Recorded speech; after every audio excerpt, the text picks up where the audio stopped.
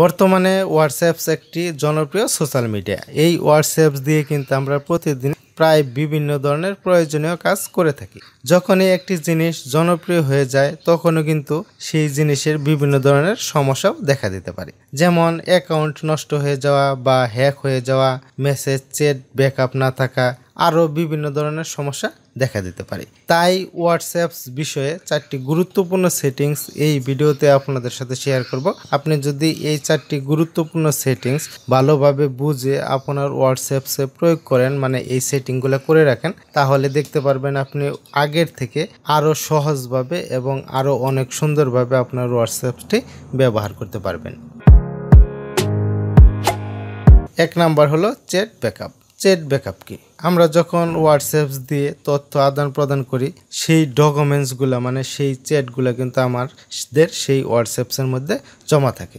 যদি কোনো কারণে আপনার সেই ফোনটি হারিয়ে যায় বা চুরি হয়ে যায় বা নষ্ট হয়ে যায়, বা আপনি যদি নতুন একটি ফোন কেনেন, সেই নতুন ফোনে যদি আপনি আগের হোয়াটসঅ্যাপসটি ইনস্টল করেন, তাহলে দেখবেন আপনার আগের ফোন দিয়ে মানে আগের হোয়াটসঅ্যাপ অ্যাকাউন্টে যে তথ্যগুলো আদান প্রদান করছেন, যেমন ভিডিও, অডিও, ছবি, পিকচার, সেই তথ্যগুলো কিন্তু আপনি নতুন ফোনে যখন আপনার হোয়াটসঅ্যাপটি ইনস্টল করবেন, সেই তথ্যগুলো কিন্তু আপনি আর পাবেন না। কিন্তু আপনি যদি চ্যাট ব্যাকআপ এই অপশনটি আপনার হোয়াটসঅ্যাপসে চালু করে দেন, তাহলে দেখবেন আপনি নতুন যে কোনো ফোনে যখন আপনার পুরাতন হোয়াটসঅ্যাপ অ্যাকাউন্ট ইনস্টল করবেন, সাথে সাথে আপনি সেই চ্যাট ব্যাকআপগুলো ফিরে পাবেন। মানে ভিডিও, অডিও, পিকচার, মানে আপনার আগের হোয়াটসঅ্যাপ দিয়ে যে চ্যাটগুলো করছেন সেগুলো সবই ফিরে পাবেন।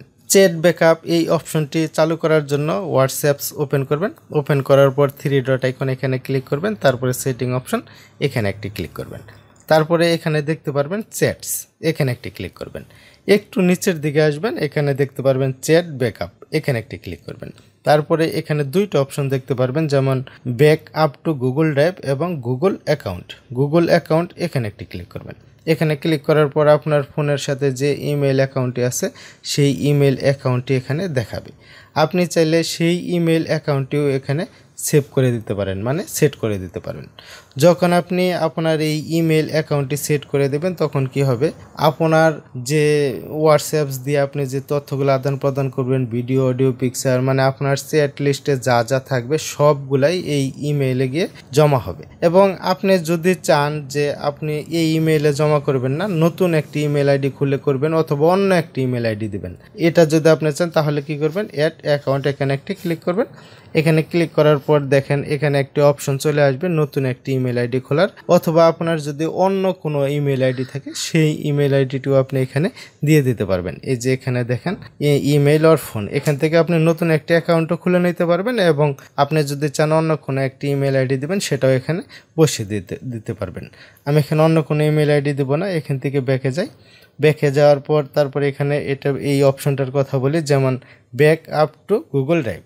এটা কি? এখানে একটি ক্লিক করবেন। এখানে ক্লিক করার পর আপনি যে জিমেইলটি এখানে সেট করে দিলেন সেই জিমেইলে কিন্তু আপনার এই হোয়াটসঅ্যাপসের যে চ্যাট লিস্টগুলো সেখানে কিন্তু জমা হবে। সেটা কতদিন পর পর জমা হবে, যেমন এখানে আছে never, only, went, I tap, তারপরে আছে এখানে ব্যাকআপ, তারপরে ডেইলি, তারপরে উইকলি, মান্থলি। মানে এই চ্যাট লিস্টগুলা মানে এই চ্যাটগুলা কতদিন পর পর ওই ইমেইলে গিয়ে জমা হবে। আমার মনে হয় যে এখানে যদি আপনি ডেইলি এই অপশনটি সিলেক্ট করে দেন তাহলে অনেক ভালো হবে। প্রতিদিনই যদি আপনার এই চ্যাটের অপশনগুলা আপনার ওই ইমেইলে গিয়ে জমা হয় তাহলে আপনার কোনো কিছুই আর হারিয়ে যাওয়ার সম্ভাবনা থাকবে না। 3 নম্বরে যে সেটিংসটি আছে সেটা অনেক গুরুত্বপূর্ণ এবং অনেক প্রয়োজনীয়। সেটা হলো আপনার হোয়াটসঅ্যাপস আপনার অনুমতি ছাড়া বা কেউ চুরি করে চালাচ্ছে কিনা। আপনার হোয়াটসঅ্যাপস আপনার অনুমতি ছাড়া বা কেউ চুরি করে অন্য ফোনে বা কম্পিউটারে চালাচ্ছে কিনা সেটা আপনি কিভাবে বুঝবেন,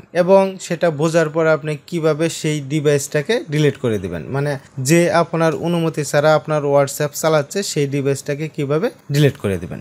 এটা করার জন্য আপনার হোয়াটসঅ্যাপস এখানে একটি ক্লিক করবেন, তারপরে এখানে 3 ডট আইকন এখানে একটি ক্লিক করবেন, লিঙ্কড ডিভাইস এখানে একটি ক্লিক করবেন।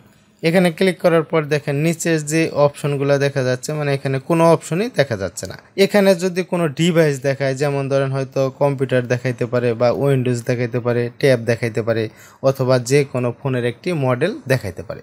যদি এখানে কোনো ডিভাইস দেখায় তাহলে বুঝবেন আপনি এই ফোন ছাড়াও এই ডিভাইসটাতে আপনার এই হোয়াটসঅ্যাপসটা চলতেছে। যদি আপনার সেই ডিভাইসটি আপনার পরিচিত না হয়, মানে সেই ডিভাইসটি যদি আপনার না হয়, তাহলে আপনি কি করবেন সেটা আপনি কিভাবে ডিলিট করবেন বা কিভাবে সেটা লগ আউট করে দেবেন। এখানে যে ডিভাইসটি দেখাবে সেই ডিভাইসটি যদি আপনার না থাকে তাহলে আপনি কি করবেন, সেই ডিভাইসের উপরে একটি ক্লিক করবেন, তারপরে এই সাইটে দেখতে পারবেন লগ আউট লেখা আসবে, সেই লগ আউটে ক্লিক করে দেবেন। তাহলেই দেখতে পারবেন আপনার এখান থেকে সেই ডিভাইস থেকে আপনার এই হোয়াটসঅ্যাপ অ্যাকাউন্টটি ডিলিট হয়ে যাবে বা রিমুভ হয়ে যাবে।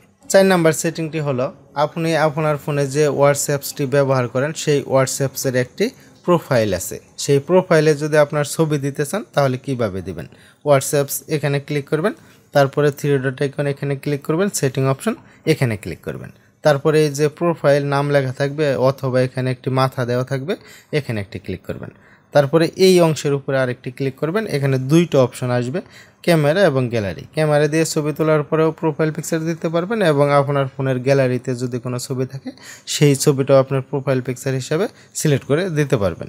ফ্রেন্ডস, যারা হোয়াটসঅ্যাপস ব্যবহার করেন এই 4টে সেটিং যদি আপনার হোয়াটসঅ্যাপসের মধ্যে প্রয়োগ করেন সুন্দরভাবে, তাহলে দেখবেন আপনি আগের থেকে আরও অনেক সুন্দরভাবে এবং সহজভাবে আপনার হোয়াটসঅ্যাপটি ব্যবহার করতে পারবেন। ফ্রেন্ডস, এই ধরনের নতুন নতুন ভিডিও পাওয়ার জন্য নেটকম এই চ্যানেলটি সাবস্ক্রাইব করে আমাদের সাথেই থাকবেন। দেখা হবে পরবর্তী কোনো এক ভিডিওতে। আজকের মতো এখানেই বিদায়। আল্লাহ হাফেজ।